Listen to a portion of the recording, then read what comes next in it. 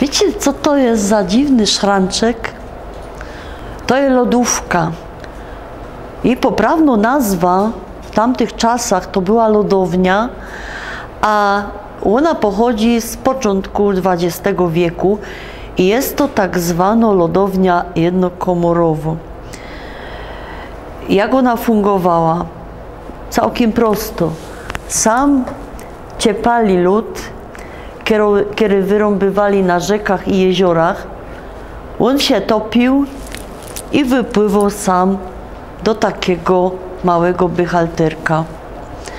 No ale powiecie, dobra, lód rzek i jezior, no to zima, a co latem? No tu się zdziwicie, bo ludziska poradzili przechowywać ten lód, z tego co wiem, do końca nawet września w specjalnych lodowych piwnicach.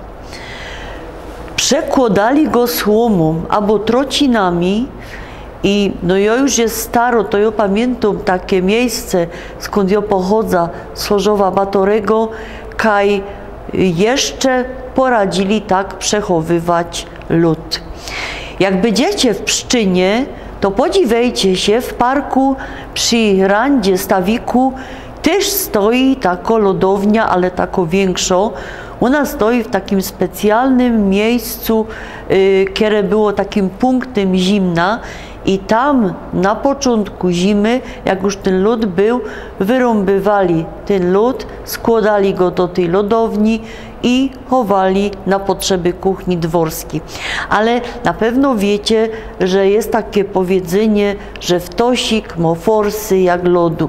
No Niemcy padają forsy jak siana i ja nie wiem, czy to jest dużo, czy mało, ale forsy jak lodu znaczy, że to jest dużo.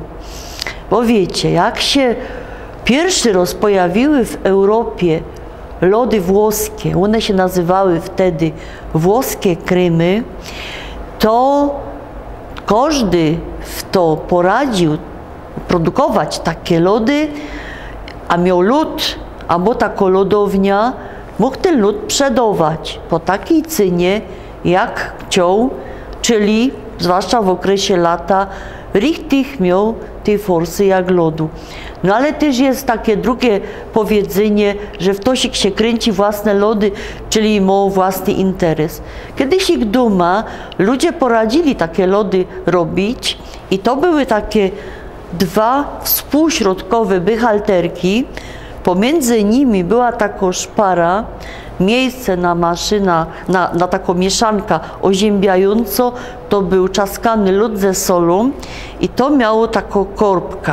Driny była ta mieszanka, z której się robiło lody, no tam dokładnie nie wiem, bo ja wolę lody gotowe kupować, ale tym się kręciło po takiemu, co by ta mieszanka lepiej, bardziej ochładzała te lody w środku.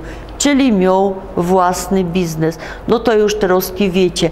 A po jakiemu to jest jednokomorowo? Bo dwukomorowo fungowała tak, że nie no sam w tym bychalterze trzeba było ciepać lód, ale jeszcze była druga taka szafka, taki szranczek i sam pomiędzy tymi dwoma szranczkami była luka, ciepali tam lód, czyli razy 2. No to idziemy na lody.